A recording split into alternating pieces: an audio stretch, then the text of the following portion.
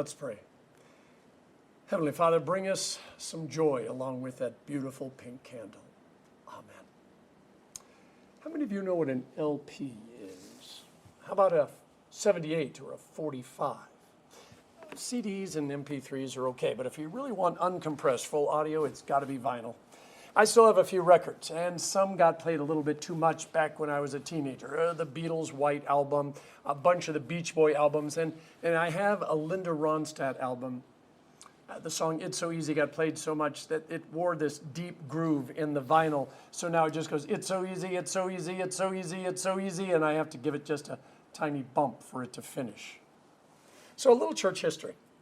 In 452 AD, some pastors decided the church was in a deep groove and needed a gentle nudge. It had been just a little over 100 years since Constantine had made the Christian church an official religion of the empire.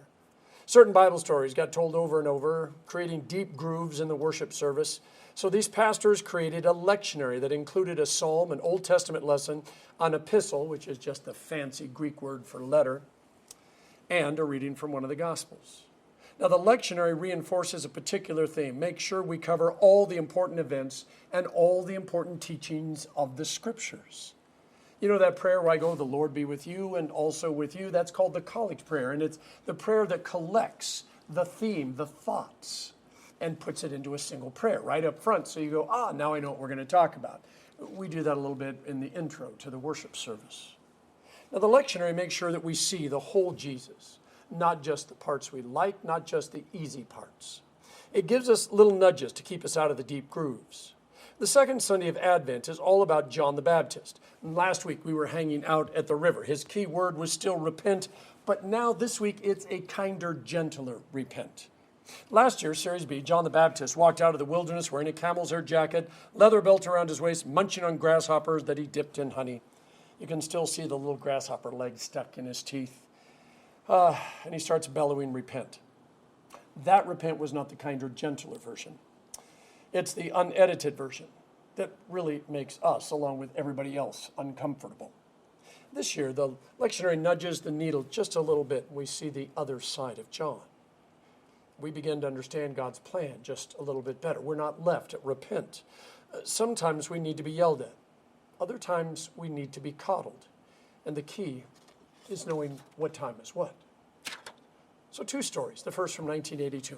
I'd run out of money and dropped out of Concordia Seward for the second time. Putting myself through college. I had a good job during the summer, but if you don't get financial aid, and I wasn't smart enough or athlete enough to do that, I kept running out. I discovered, though, that I could take classes at Colorado University at Denver, better known as Metro State, now Metro University. One morning I arrived on campus. It was located right in the heart of downtown Denver, not far from what is now Coors Field. And when I arrived, there was a man standing on a small platform, literally a soapbox. And he had a large Bible in his hand, which he had open, and he was screaming, repent, at the top of his lungs. And by the way, as he screamed, he was pointing his finger at various students that were walking by. My friends told me he came several times a year, stand on the soapbox, yell at students that went by. In 3 years, they'd never seen anyone respond other than a few shouting matches. Nobody, even if they walked up and wanted to learn more, the man just kept yelling. Second story. Last year I was doing some landscaping in the front of the church when I heard footsteps. I looked up, and it was one of the homeless folk that we have been trying to help for literally over 20 years. He is a drug addict, can be dangerous, and always has the munchies. He was stuffing a sandwich in his mouth, and he asked for $20 to buy a radio. Didn't tell me why he needed a radio, but I had to say no because I knew what he was probably going to use the money on. He took a drink from the hose, went through the trash bag that I had brought out to take up to the dumpster, found a couple of cupcakes that were half eaten and the container that they were in, and he went running off. Then he saw one of our tablecloths because the front door I had left open. He grabbed it, said thanks for the blanket, and was gone. He crossed Wanalua Road, holding up his hand to stop cars. 2 cars narrowly missed him, and he was blissfully unaware of all of it. He said we've been working with him for over 20 years. His life has a deep groove that just repeats the same tragedy over and over and over again. I love the question John's disciples ask in our gospel. Are you the one who is to come, or should we look for someone else? I hope all of us ask that question during Advent. Is this Jesus, whose birth we are celebrating, the one who can save us? Is he the one that can fix our brokenness, or do we need to keep looking? Our life, the church, our expectations, the world, it's in a deep groove, and unless someone gently nudges us, we're going to be stuck in the same old, same old.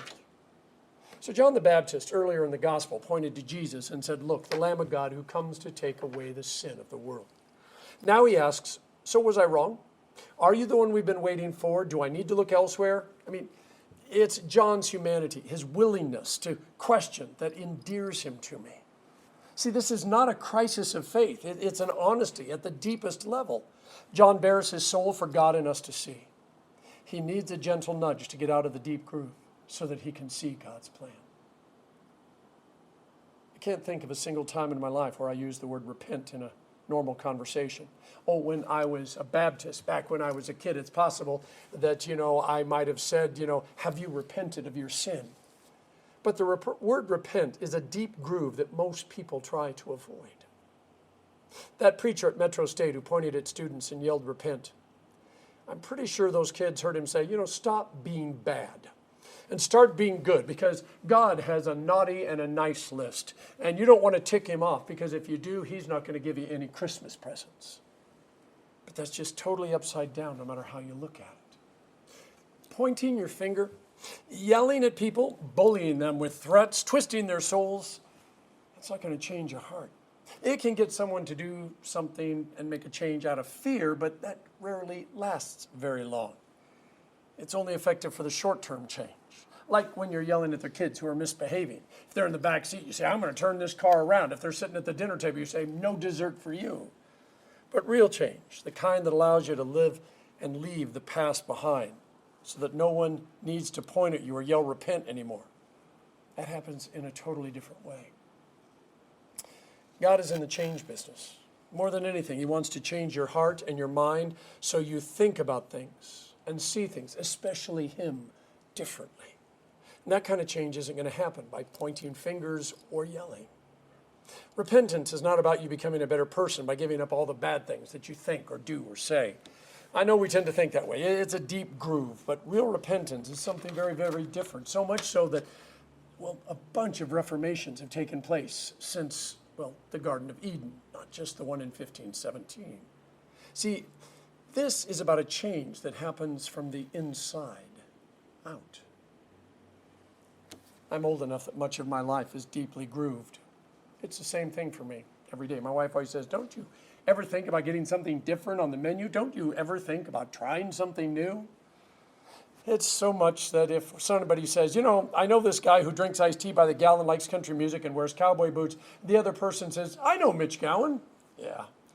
Whether it's the way I talk or walk or what I eat or how I drive or the music I listen to or the books I read, my grooves are so well worn that I'm pretty predictable, which either brings great comfort because your groove is my groove and you say, shaka, or it brings great discomfort because our grooves are so different that you daily pray that he will change me so I don't drive you quite as crazy. So back to John the Baptizer. Are you the Jesus I've been waiting for, or should I look for another? I think he asked the question because the world was the same world it was before Jesus got baptized. And the people coming to the Jordan River were the same people after their baptism as they were before their baptism. And this bothered John. Shouldn't they be different? Shouldn't they have changed? Let's get personal for a second.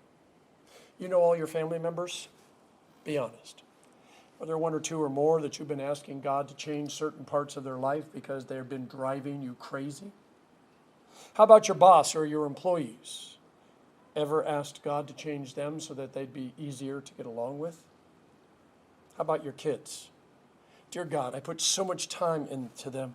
Why aren't they what I want them to be? True story. A number of years ago, we did a baptism. The grandparents were coming to the islands to visit. The parents, by the way, of the child hadn't been in church for years, probably since confirmation. But, the grandparents were asking, and so they called up the church and they said, any chance we could get the kid done? And we said yes. We explained a few things. And that Sunday, this cute little baby, who was about 7 months old, got baptized. Pictures were taken. The grandparents were thrilled. A few weeks went by, and the mom called. And at first, I thought she was being sarcastic, because, I have the gift of sarcasm. She wasn't happy. They had gone to all this trouble. They had given up an entire Sunday morning. They had gotten their kid done. He was still crying and was not doing the things that they wanted him to do. I mean, why baptize your kid if they're not going to change? She wasn't kidding. She wasn't being sarcastic. She was being serious. I thought about telling her to point her finger at her son and say, repent. But she probably would have, and that wouldn't have worked either. For most of us, we know the deep grooves of our life, the things that keep repeating over and over again. And in our most honest moments, we know that we do need to repent. And maybe we've even prayed to God. Sometimes nothing changes, no matter how many times we pray.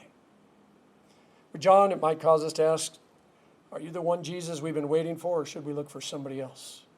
I need someone who can fix me. And to be honest, I want to get fixed right now. I'd also prefer if it didn't cause any pain or discomfort or, be uncomfortable. How perfect do you think you need to be in order to get into heaven? The Bible says, be ye perfect as your Father in heaven is perfect. How good do you have to be for God to love you? Where's the tipping point? How far up on the naughty and nice list do you have to be before God gives you a really nice Christmas present? How many right things do you have to believe? How many right things do you have to do? How repentant is repentant enough? It's that homeless guy I told you about. You need to know that his parents bought him a one-way ticket to Hawaii because they were done with him.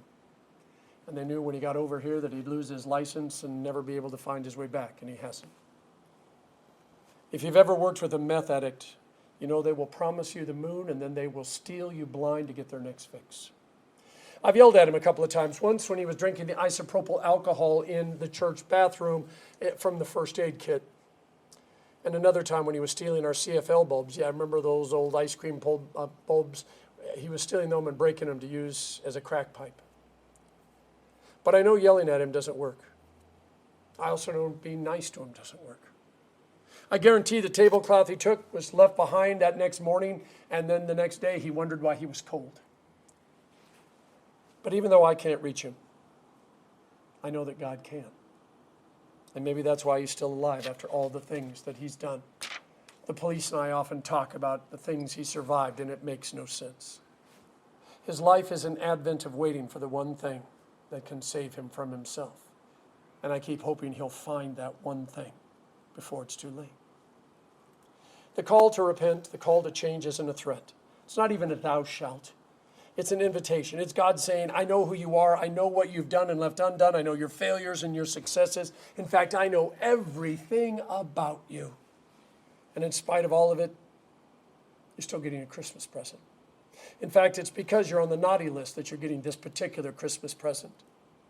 And by the way, the thing I'm giving you is the one thing that you really, really need.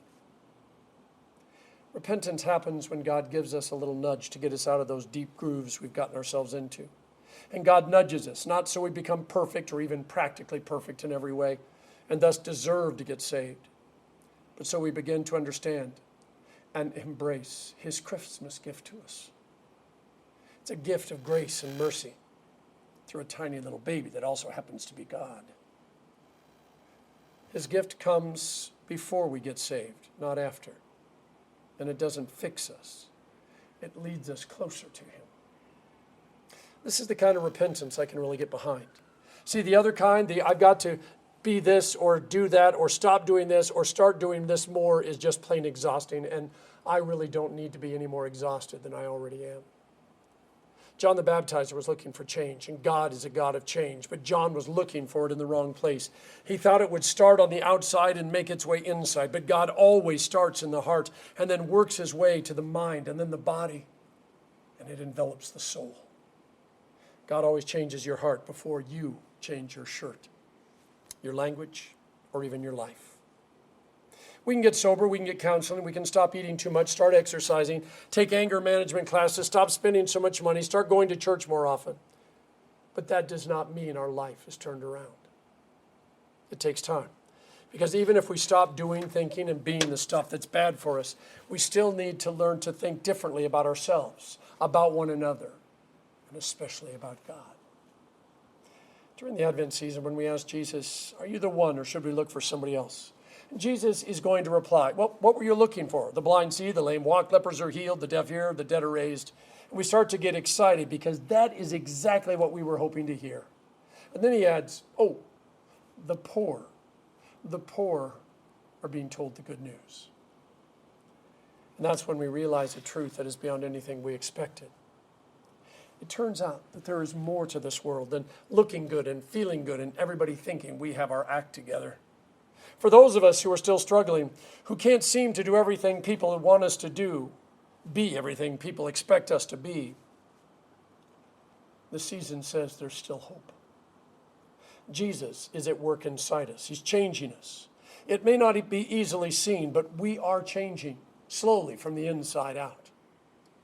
And as we're drawn closer and closer to God, we begin to realize the gift of Christmas really is exactly what we needed. A Savior who won't give up on us, who doesn't stand and point fingers and yell at us, who understands change doesn't come easy. And this Savior loves us in spite of who we are because, well, he knows who we will become in him, even if that takes a whole lifetime, and he has to finish it up on the day we step into heaven. Anyone who is not offended because of me is blessed, Jesus said. Teach us, Jesus, not to be offended. Teach us, Jesus, to look beyond the exterior of others and ourselves. Teach us to trust in you and your power to change us from the inside out, no matter how long it takes. In the name of the Father, and of the Son, and of the Holy Spirit. Amen.